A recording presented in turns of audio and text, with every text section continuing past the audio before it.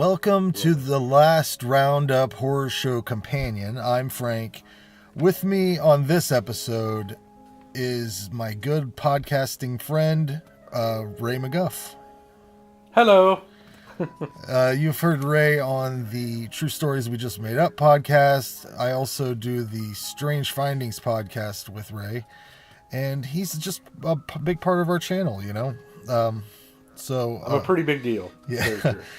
But I heard you were a little bit peeved off at the last Roundup Horror Show because you haven't been made a part of Jared's Realm yet, where he talks to independent writers, and you are our friend of coming up on 20 years, and you have not been a part of this yet. So I'm a little bit irritated here, Frank. I mean, I've known the guy most of my life. I mean, I'm 36 years old.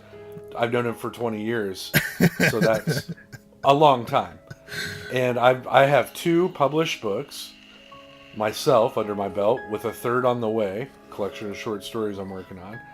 And guy doesn't reach out to me. I talk to him all the time. Never once said anything about doing a cast about independent writers.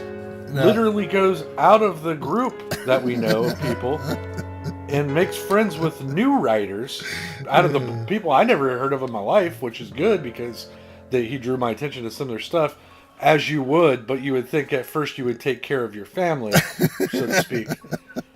It's not like you would just go get your paycheck and go buy food for the homeless before making sure that your family's fed. Yeah.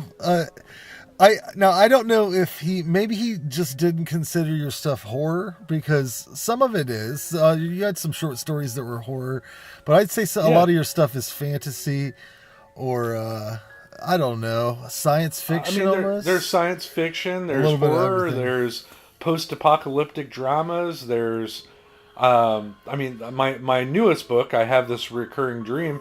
It has horror elements to it. You know what I mean? Well, some people have told me they consider it a horror novel. So. I figure since Jared hasn't had you on the show, and we're doing this right now anyways, because it's such a bummer to record a thing by yourself, kind of. So I'm glad that you came along with me on this trip. But I figured we'd give you a little time on what I'm going to call not Jared's Realm. I love reading. I love reading. So, So what? Let's do the thing Jared does. He talks. He says, "What got you into writing?" That's usually what he says first. I'll tell you what got me into writing, Frank, was, or should I call you Jared? Do I call you Jared, or do I just call you? You can call me not Jared. Okay. What got me into writing, not Jared, was that, you've known me a long time too as well, and over the years, when I was a young man, a young kid, I moved around a lot. So I didn't have a whole lot of friends at first, when we moved somewhere new. And by a lot, I mean I went to 9 different schools in probably a 12-year span. So I moved around a lot. Okay, now was my dad a bank robber or something exciting? No, he was a district manager for electronics stores, and he had moved to different districts. It's just the way it was. But I would never be able to make friends right off the bat. Usually, people had to get to know you because I was quiet and shy back then. So, anyways, long story short, I read a lot in lieu of having friends. So I think and I honestly think that's the key to, if you talk to most writers, and I've got to know quite a few since I've been doing this for the last 5 years now, there's a common theme, and it seems like a lot of writers are completely engrossed in reading themselves. Like I've read classic works, through non-classic works to dime store novels to jacked up philosophy books. You know what I mean? Like I just am interested I read all the time. I have several books in my room right now I'm looking at that I'm in the middle of 3 different books, So wow. I read a lot. So I think that to me is one day when I was in high school, it's probably like 16, 15 years old, I read a Stephen King novel called The Stand. And I thought, man, I really want to write like this guy. I love the way that Stephen King writes. And Clive Barker I discovered later in life as well. they have a very unique voice. And I was Right. like, I think this is something I would like to do. So I started writing in my spare time. And it was like right around the time I actually met you guys, like 16, 17 years old. And I remember giving you some of my early works and reading some of your own stuff that you've written. Right. And Yeah. that encouraged me. And I did that for about two to 3 years of solid writing like that. And then I went to college for a bit. And then I moved to Columbus and I stopped for many years. And then about Yeah. 5 years ago, I dug out all my old writing stuff that I kept and I started doing it again. And I wanted to make it a serious career goal. So that's where I'm at now. Yeah, and I think you've accomplished more than what I couldn't even fathom. You know, like putting a book together and then having it a printed copy that looks as nice as your books do. Well, thank you. When they, I mean, you've taken the time to get an artist, you know, Ace Mays, to do both of your covers, correct? Yes, sir. Yep, he did both of them, Yeah, and he was very and- generous in that. He's an artist himself in many different facets, but right now he's going to art school, and he took time out of his busy schedule to work up a couple of covers for me for different projects, and he asked nothing in return other than I put his name on it, which is amazing to me. You know, he's what a real nice guy he Yeah. is. So. Yeah, but I think that, you know, having it out there that people can order and receive a physical copy of your book that you've written and it looks as nice as it does, that's a big accomplishment. So let's talk a little bit about your books. What your first book was called? My first book is a collection of short stories called, and these are all available on Amazon.com, just so you guys know. Okay, Amazon.com. You search my name. My real name is Randall, Randal, 1L, Woten, Woten. And the first book is called Farewell Forever, which is a collection of short stories I wrote. I spent about 2 years on this one. The stories were, very personal to me. Some of them I had been working on for over a decade, and I finally got the right mojo, if you will, to finish them. And the table of contents for those stories are as follows. First story is called A Digger of Graves. The second story is called A Wicked Bargain. The third story is called Robomate. The fourth story is called The Key. And the fifth story is called The Old Man on the Hill.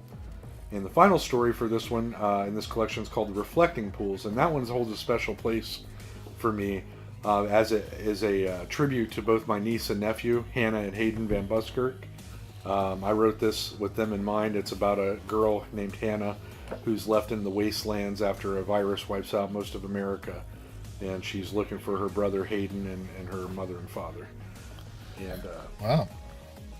I didn't know that backstory. I enjoy that story a lot, quite a bit. It's got a lot of. I could visualize it really well in my mind. It presented a nice picture. Thank you. That was one of my favorites. I did like Robomate quite a bit. I think that might be my favorite in the. It's a lot of people's favorite for some strange reason. I honestly thought it would be the least liked one because it's so odd. It's very Philip K. Dick meets.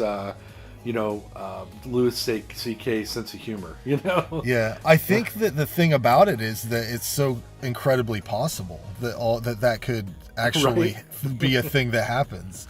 And real quick though, for those of you that don't know, Robomate is about a sad sack loser in the future who hasn't had any luck with love, so he decides to spend his savings on leasing a new Robomate, which is a robotic woman. And it comes in the mail to him, and he gets the wrong one, and it's programmed for somebody else who has weird fetishes. Yeah. And I did see that there was, I sent you the link to that Com True's music video that was like, it looked like it came out of that world, that was uncanny to me. But your second book, which just came out not too long ago, like what, a year ago or so? Yeah, close to a year now. It's a novella called I Have This Recurring Dream. And it's just a brief overview. It's my satirical look at an American love story mixed with madness and mayhem. Yeah. I bet that was fun to write. That seemed like I could just imagine how much fun you had writing that. I did have a very good time. I would be in my room laughing sometimes after rereading stuff when I was doing the editing process. and just laughing at people are either going to really think this is funny or think that I have a completely, perverted sense of humor. Right? Yeah. Yeah, and you've written some other stuff for our page. Even you've wrote like articles. You did a couple opinion pieces, and you reviewed an album. So Correct. there's a lot of your stuff out there, and I always enjoy working with you on stuff. So Well, thanks. And also, just to let you know, at my office job too, whenever somebody, and this is not to my own horn, but since we're talking about me, I might as well tell you, I've kind of grown as the guy people come to at my work to punch up, if there's a new policy change, somebody will bring that over to me and let me proofread it, and then I add some things to it. I've become the wordsmith, if you will, at my work, so that's kind of fun. That's pretty cool, man. But I asked you to come on the show and join me for this, and to come up with a top 10 of your favorite horror movies. But yes, that's great. And a little background on me as Ray McGuff, aka Randall Wotan, 1L. I am also a big fan of horror, which is also surprising why Jared didn't get a hold of me. I love horror as much as the people involved in all of our podcasts and all of our zombie take. I mean, our channel's called Zombie Takeover TV. Horror movies to me hold a special place in my heart. I mean, I'm looking at my room right now. I've got 5 posters of horror films, and I think it's the Maniac to They Live. To it's just Dexter. kind of it's like ingrained in our our youth. I think our generation especially. Don't you think so? Like we grew up in the 80s height of slasher films. So yeah. And when you're 13, 14, and you hit the video store, and you have the ability to just go home with whatever you decide, like within limitations, because I don't know how. I mean, I remember picking shit out at like 14 that was like I wouldn't let my kids watch, like. Oh yeah, I remember going to a mom and pop's video store right there in Hardin County, right outside of Alger, and picking up the first House movie. And Nobody Batted an Eye. And that one, if you've seen it, it's a great film, but it is very graphic for a 12-year-old. Yeah. And so, my kids, I do watch some things with my kids. Like we watch Return of the Living Dead 2, because there's gore. There's gore in it, but it's like not like gonna terrify them. It's gonna make them laugh because it's goofball shit, Mm-hmm. So, but anyways, getting back to you, that video store outside of Alger, that reminds me, I think I went there. Did they have like bootleg shit there too? Fuck. There was some place out by Alger that had like bootleg horror movies, like on a VHS tape that had handwritten on the side what was on it. They very well may have. I would spend weekends with my aunt up there, my Aunt Glenda, and she would take us there to let us rent movies to watch, to occupy us from time to time. And so I didn't really experience that place in its height, By the time I moved to McGuffey, I was in 10th grade, and that place, I believe, had been long gone. So. Okay. I believe that's what it was. It got shut down because... I remember my parents would go there and rent them and then copy them on their own VHS tapes. So it was like but it would be like a tape that had like 4, you'd go and rent like 4 of the Nightmare on Elm Streets, because they'd be right there all on the same tape. Right. It was crazy, but let's get into your list. How you got it figured out here? All right, here's my top 10 list. I'm starting with 10 first, so I'll go 10 through 1, okay? Okay. Right. So coming in at number 10 is a film that I love. Man, this one is great. If you guys have never seen it, seek it out. It's called Kronos. It's a 1993 film starring Ron Perlman, and it's from Guillermo del Toro. Oh yeah, I watched that not too long ago, actually. Oh, fantastic! Right? It's a really interesting take on the vampire mythology, I thought. Yeah, it was very strange. I think I'll have to probably watch that again just to soak most of it in, because it's in Spanish too, most of it. So you have to read it, and so I've had to watch it several times, but I really like it a lot. I think it's one of the most unique stories out there, honestly. Yeah, anything by Guillermo I can't even say his name. Guillermo Guillermo del Toro. Yeah, yeah, it's pretty solid. Aside from his animated adventures, I've seen he's got some stuff. Yeah, like I'm not a animated fan of kid that stuff. at all. I mean, he's got amazing vision, and I don't think that anybody can do like fantasy monster stuff like he can. But yeah, I for Right. cartoon wise, I'd stick to other stuff. But Yeah. But what's your number 9? number 9 is 1986, The Fly. Jeff Goldblum, wow. Gina Davis. I Yeah. fucking love this movie. And what's funny, a real funny story. There's a kid that's 26 at my work, and I was telling him about horror movies, and I said, you got to check out The Fly. So he goes and gets The Fly off the internet somehow, and I'm sure through proper channels. Anyways, he comes in, he goes, "Man, that movie was lame as shit." And I went, "Well, you didn't like the part where parts of him were falling off? He's putting them in his cupboard and whatnot." He goes, "What the fuck are you talking about, dude? This movie was black and white. You didn't have Jeff Goldblum in it. You watched went the all the way 50s, The Fly." I can't believe he watched the whole thing. Like, Oh yeah, he's a fan what- of like bad horror movies. So. wouldn't you know it wasn't the one with Jeff Goldblum when it was I in don't black think and he white? understood what I think he just his takeaway was The Fly, Right. So, but Yeah. I love this movie, man. I can watch it anytime and be entertained and disgusted and creeped out. I love it. Yeah. It's a great one. Yep. So, coming up on number 8, not many remakes make it in my lists of movies that horror films, especially because a lot of them are shit. Yes. But not only do I like the original, The Crazies, but I like the 2010 remake. I don't know if you ever saw it or not with Timothy Olyphant. No, I did not. I don't think I've seen either one of those actually. Oh man, Frank, both of them are good, but the remake is such a more tight movie. It had a bigger budget, so they expanded and they used practical effects and stuff, which I like. They expanded the scope of the town that's affected by the madness. Right. There's basically a plane goes down outside of this town and contaminates their water supply, and then everybody starts to go insane, and the sheriff has to deal with it. And I gotta tell you, man, it's got probably some of the best jump scares in a remade horror film I've ever seen. I would highly recommend it. Was the original George Romero? Yes. Yeah, Okay. the original is Romero, and a lot of people give me shit that are Romero purists about liking the remake better, but I think even Romero probably in secret liked the other one better. Like Right. The newer one, like I said, it had a bigger budget, so the town looked more filled out, and the special effects were practical and more realistic. And, he probably had some sort of producer credit or something in there. I mean, I got it on my shelf. Let me find out here. Hold on 1 second. I have Yeah. Spirit. I'll see if I imagine you're right, because they used the name and everything in the original logo. Yeah. A lot of times the original directors will play somewhat of a part in even a shitty remake. Let's see. Oh yeah, executive producer George A. Romero, right there. So it's all his money there. He paid for that. Yeah.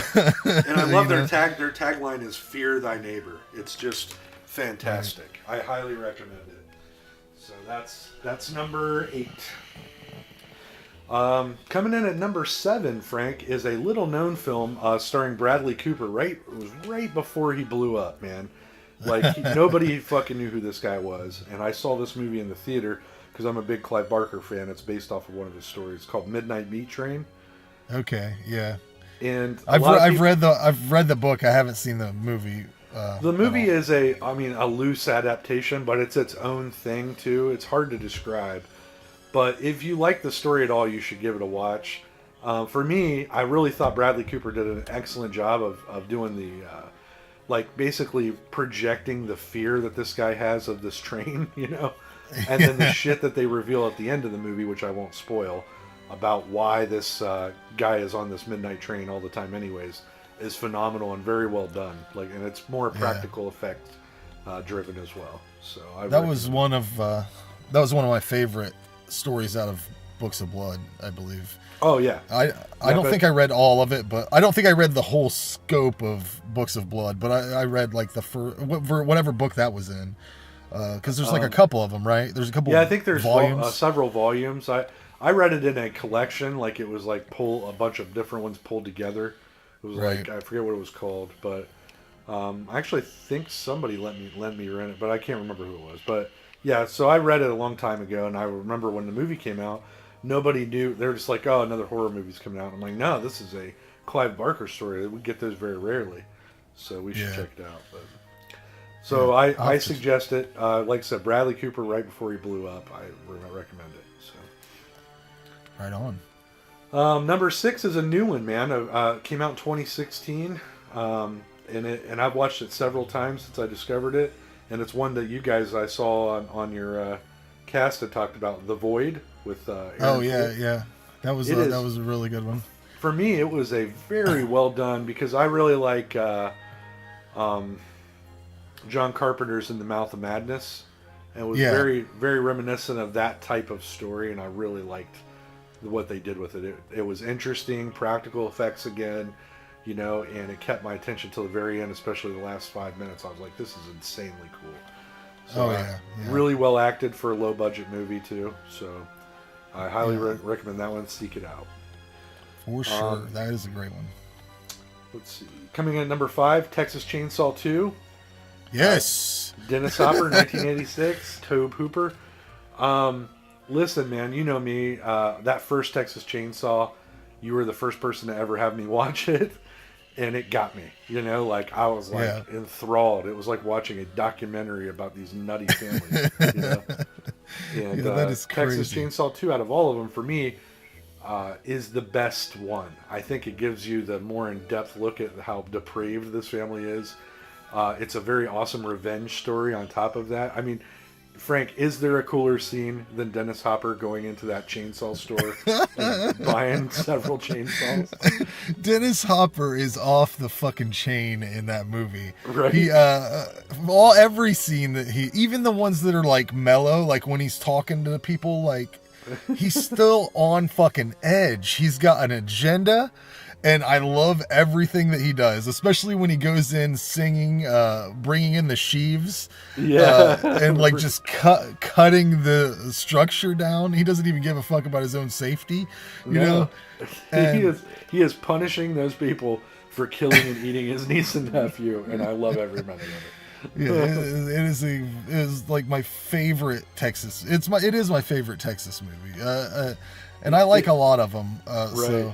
It has, to me, like it's like the pinnacle of that franchise. It's got everything you could want in a horror film all crammed into one thing. Oh yeah, it's perfect. I love it. Rounding out number 4 on the list is another Clive Barker movie, Nightbreed from 1990. Craig Schaefer, hell yeah. David Cronenberg. Yes. You know, by Clive Barker. I lucked out, Frank. Man, several years ago, I want to say like 6 or 7 years ago, I met Clive Barker at a horror movie convention. And I got a book signed by him, and then I was lucky enough because my friend that was with me, my buddy John Paul Mantia, had the forethought to get us tickets to this special Clive Barker unveiling, and I didn't know anything about it. So we go in there, and what it was is the director's cut of Nightbreed that now is so popular. You know, Right. it was like 3 hours long. It was first cut of it with all the new footage and from that they found. You know. And we got to sit there and we had a Q&A with Clive, and there were probably like 50, 60 people in this auditorium tops. And then we got to watch the 3-hour cut, and it was to this day one of the most amazing things I've ever seen. And I really liked this movie for several reasons. I liked the short story that it came out of, but I really liked the overall. It was for that time period, 1990. I'd never seen anything like that. You know what I mean? Yeah, it was great. So There's several things. I like everything about it. The book Cabal, or is that how you say it? Cabal? Yeah, Cabal, I believe, yeah. Mm-hmm. What I've read out of that is fucking wonderful. I haven't read the whole thing, but I've read about half of it. Then the movie itself, and then also like the Cradle of Filth made an album about the story. So it's like all the things. Yeah, it's called Midian, and it's about Nightbreed, basically. Right. So all of that stuff tied together is just a wonderful package of things that I love in the world. So, and David Cronenberg as the serial killer in that movie is just phenomenal. Oh yeah, you know. yeah, that's fucking so. But it's such a bizarre character too. Like, Yeah.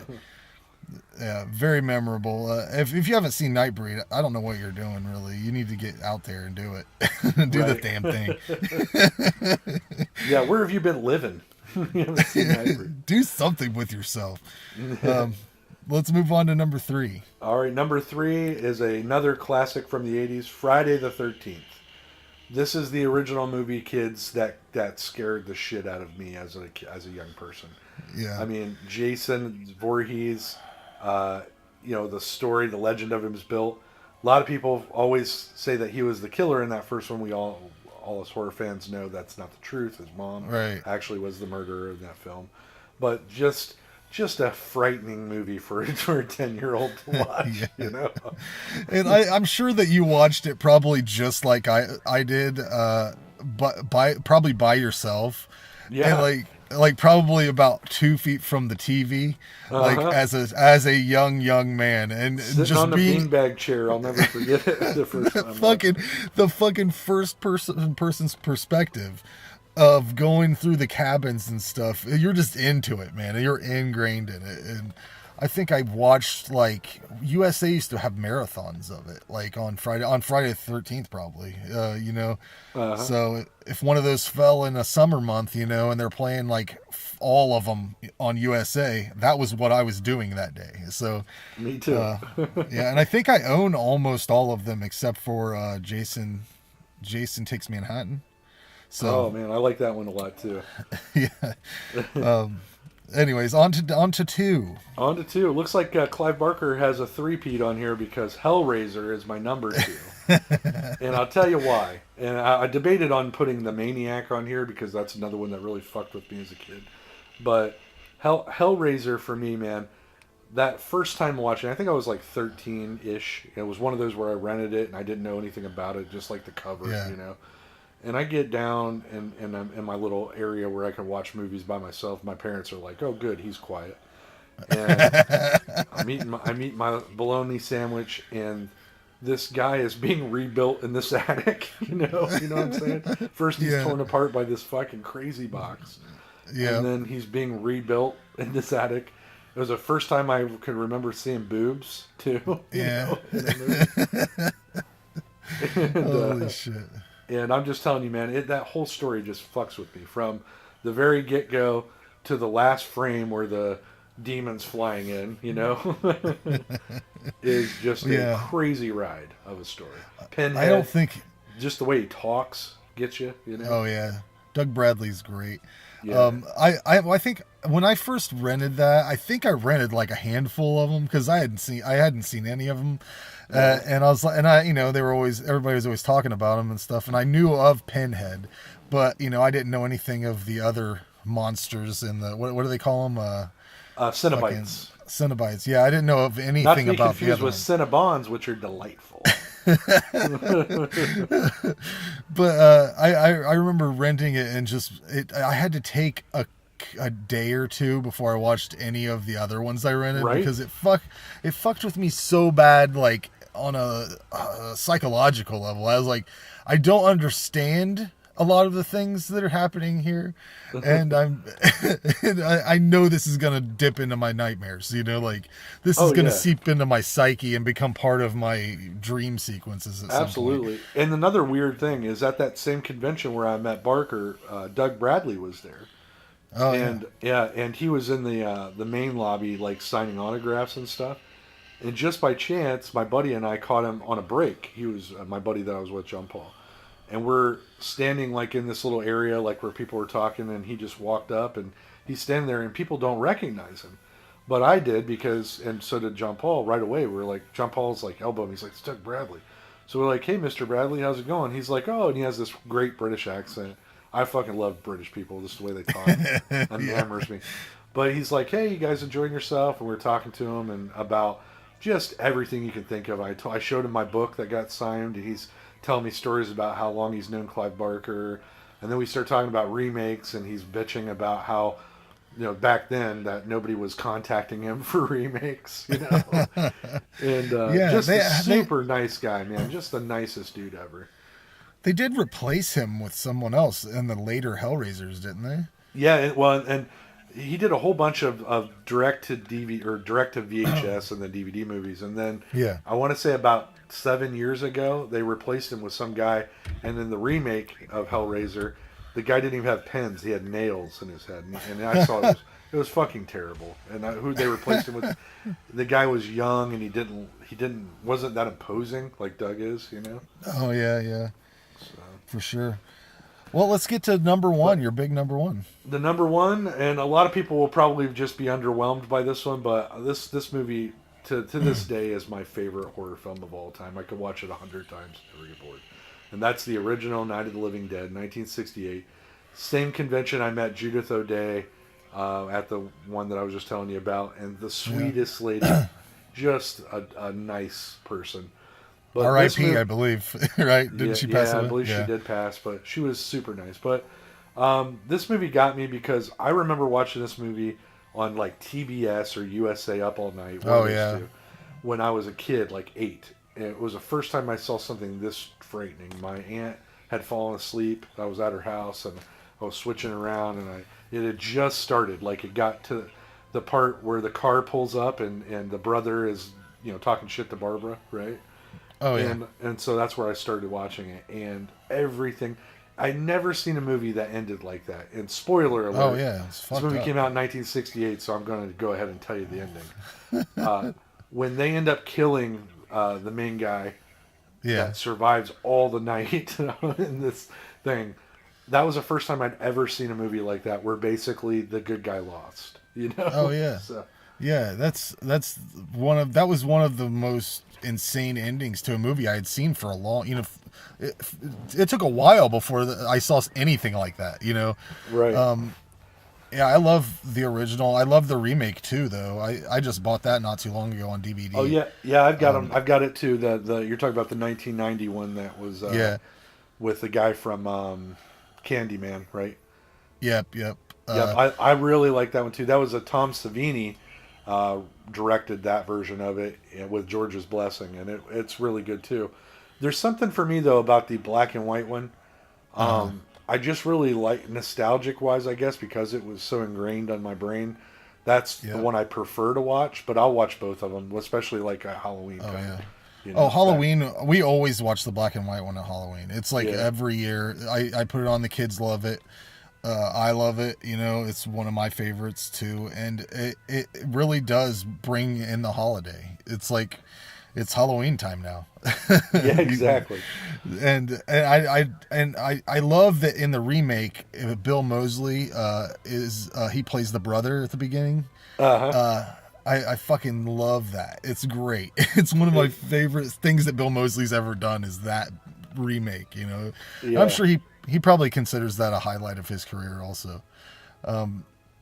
But let's go into the next thing I have planned here. I wanted to go back in time and play a clip of Robert Russler talking about his role on Nightmare on Elm Street 2. Oh, the big... I believe there was a lot of gay undertones in that. And I think Josh asked him how he felt about all that when it was going on.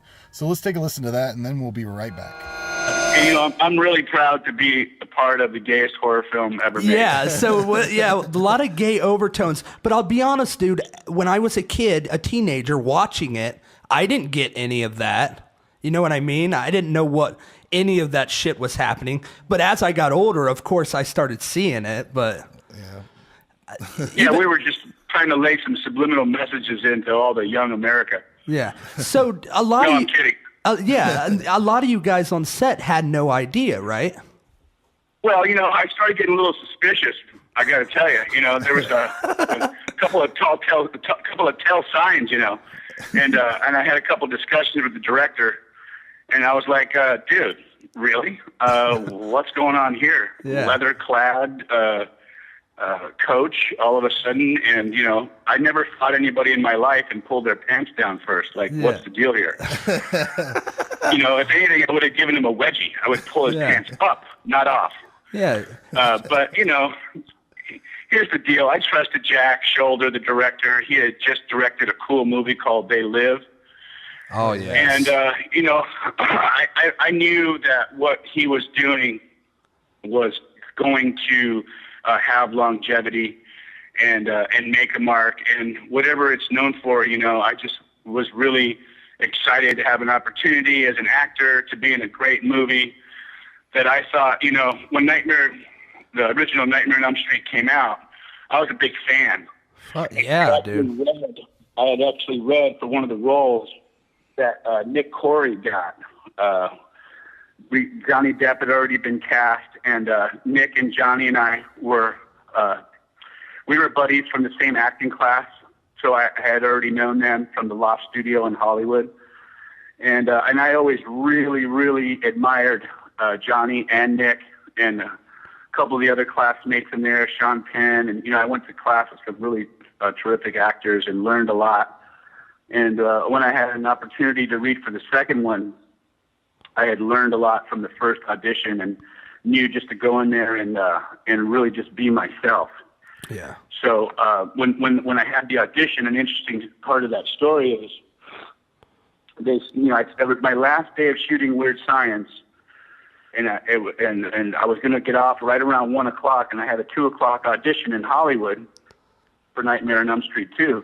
Wow. And I didn't have a car that day, so Downey Jr. gave me a ride to the audition, and he had given I looked to Robert from Weird Science as a mentor. He was already a pretty seasoned actor, and that being my first movie, and getting to know him and what a Renaissance kid he was. So cultured and studied and funny and super smart, and I really allowed myself to not compete with him and just learn from him. And he gave me a ride to that audition, and he gave me a couple of words of encouragement before I went in. And I just stuck to my guns, and Jack asked me, he said, "Hey, did you get a chance to read the script?" And I said, "Yeah, man, I dig it." And he said, "Cool. Do you have any comments or anything or something you'd like to add?" And I said, "Well, one of the things is I got to be honest with you is I don't know any of my friends that kind of talk in profanity without there being some kind of humor to it, Yeah. And they said, "Well, what do you mean?" I said, "Well, for instance, on this page over here, it says, am I allowed to cuss on this show?" Oh yeah, go ahead. Yeah, absolutely, dude. Oh, okay. The line was, "Are you fucking her for car fare?" And I was like, he goes, "Well, do you have any other ideas?" And I said, now remember, this was like 80s, and there was like a whole like rap vernacular coming in that was still a little bit underground, and, Yeah. and the masses hadn't heard of it yet. MTV hadn't blown up, like the whole hip hop scene or anything. And I said, well, instead of "Are you fucking her for car fare," how about are you mounting her nightly or what, bro? And they were like, "Oh yeah, okay, yeah, give us another example." And I said, turned the page and I said, "Oh, fuck you, asshole." I said, "How about, dude, get off my hood." Right away, they looked at each other and they got excited and they said, "Hey man, you're hired, and we want you to step outside and be with this other actor." And they introduced me to Mark Patton. Oh, there we go. And Mark and I went outside and we rehearsed for about 10 minutes, and we came back in and read for the director and producers, and they hired us both on the spot and said, "Yeah, we're going to start shooting at this date. You guys are hired. You're Ron and you're Jesse. And just do us a favor and don't say anything to the other actors on the way out because we still have to read them, Yeah. And it was a great feeling to walk out, and there was a room full of actors studying their lines and getting prepared. And I just looked at them and said, "Good luck, boys." What an awesome opportunity. Bring your leg, bitcher.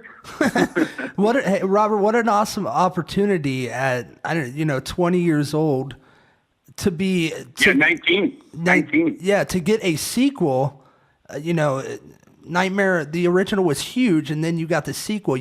Everyone in the world is going to see this movie because they went to see the other one.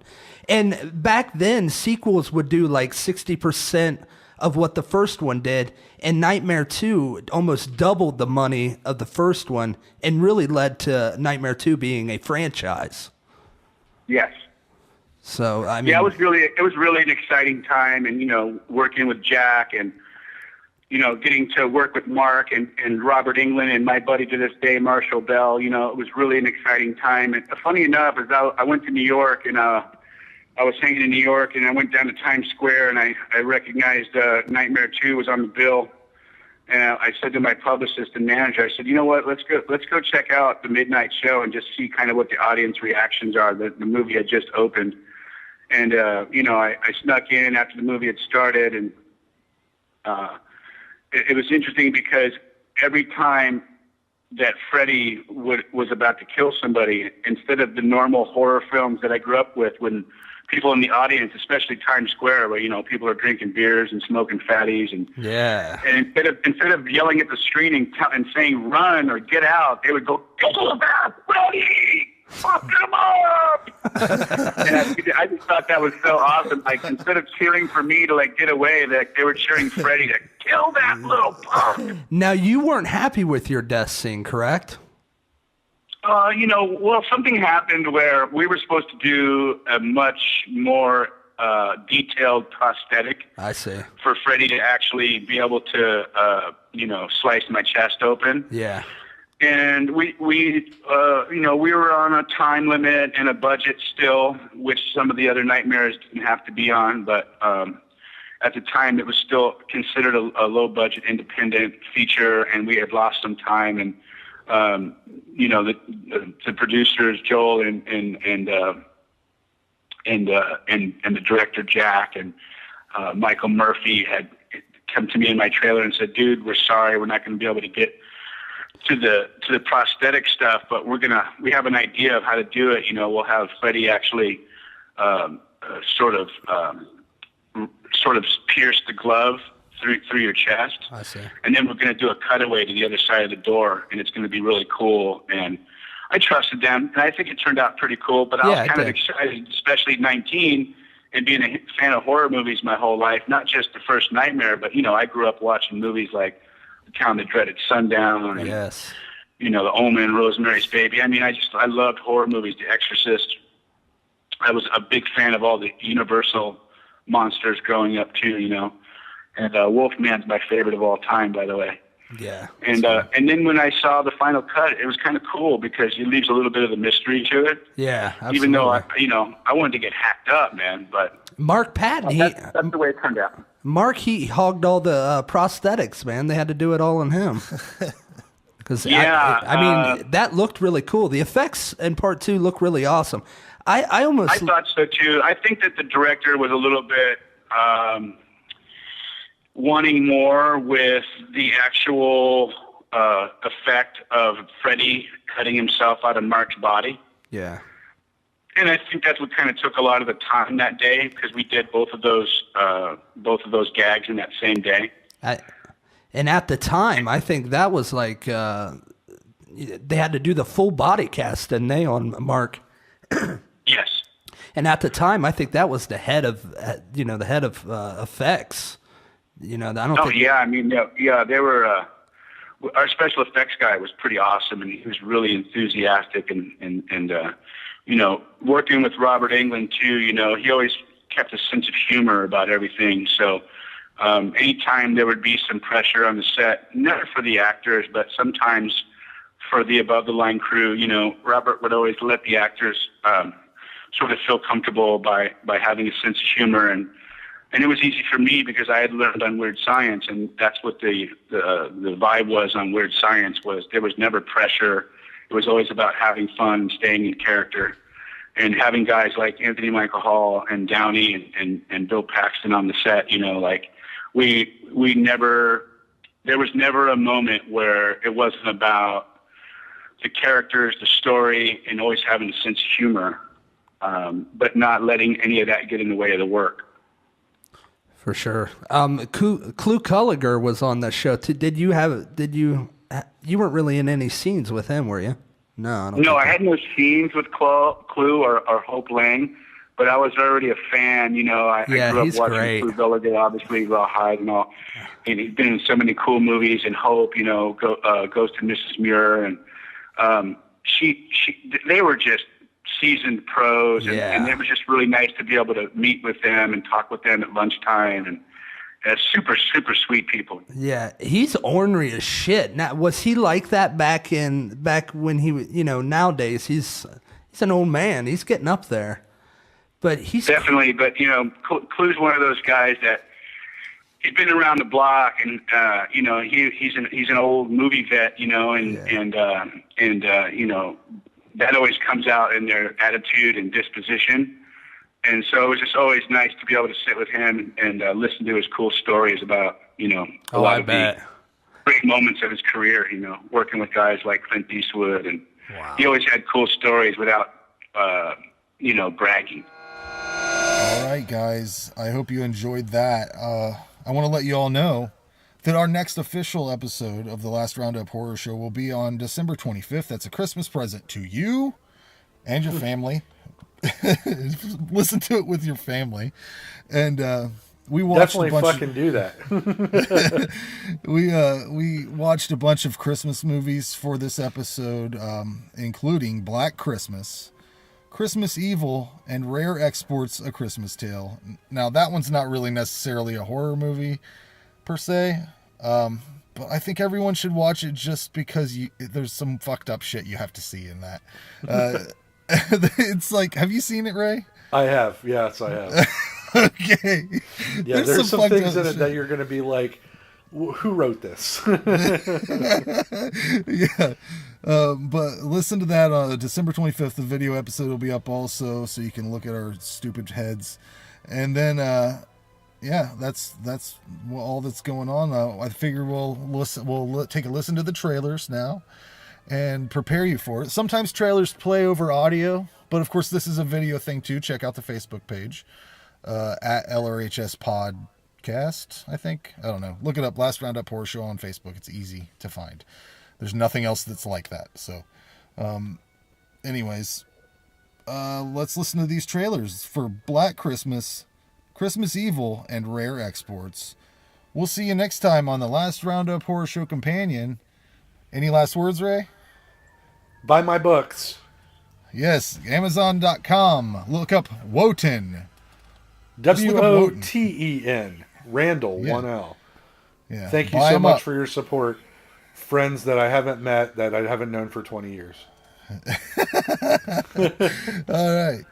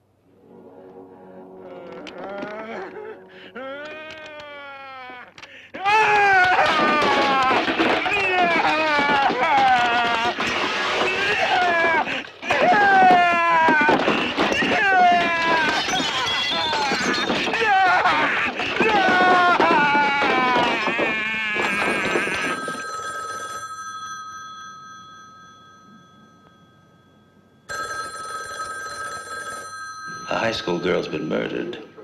Mr. Harrison's daughter is missing. And now at the house where she lives, the other girls are getting obscene phone calls.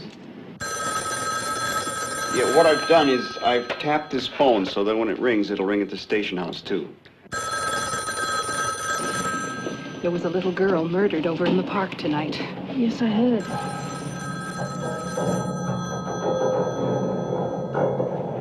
Your phone's ringing.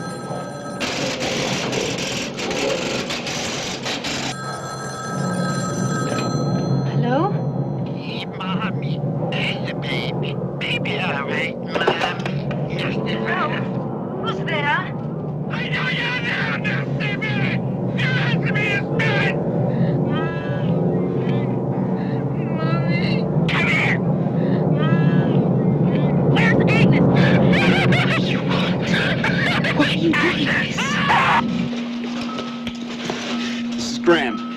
140, Terminal 55.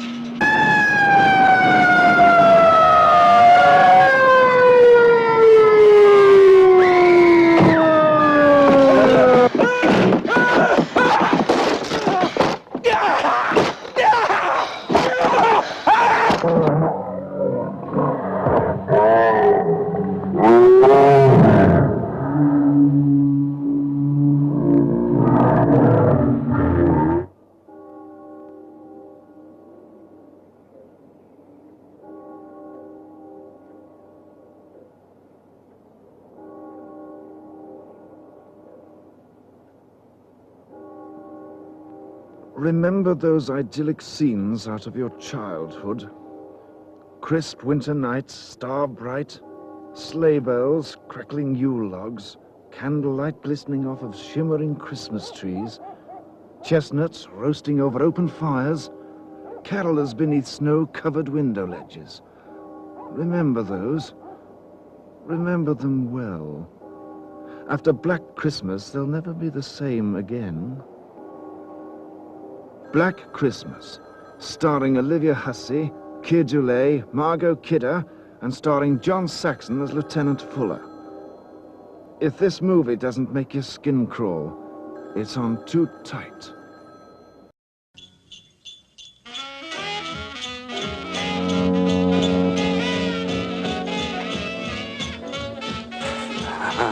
Good boy, Scotty.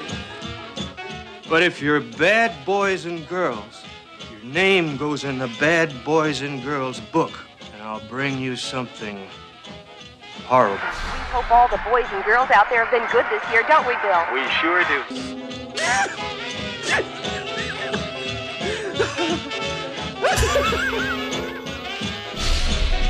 I have something for you. I have superlative taste.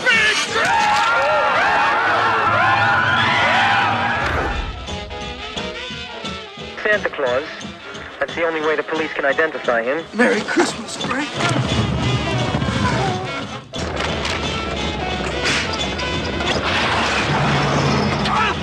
It's scary. He's gonna get you.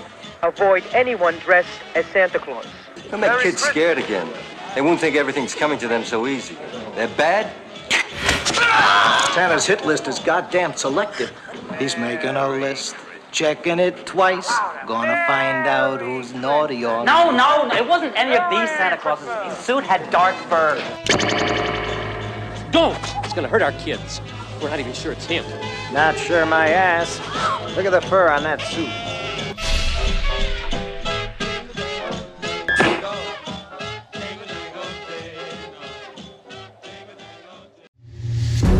We finally found something else than just plain rocks and dirt. This mountain is like a giant icebox. Storing what? We are standing on the biggest burial mound in the world. Tänne on haudattu jotain. Juuso! Oota! Joulupukki on haudattu!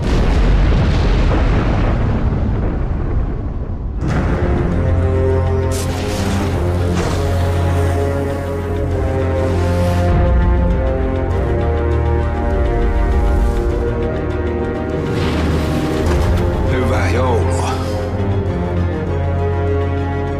Minkälaiset sudet tekee tämmöstä jälkeen? Isot ja vittumaiset. Isä! Syötti on viety!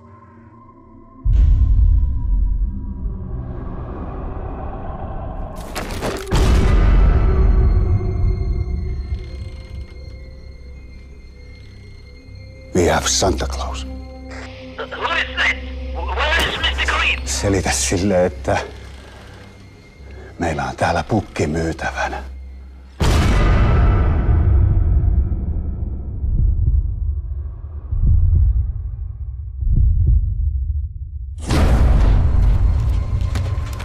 Santa is going to find out who is naughty or nice.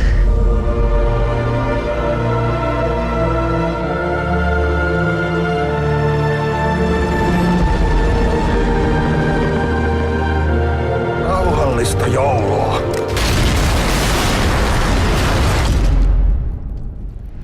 Aivan vitun railakasta uutta vuotta.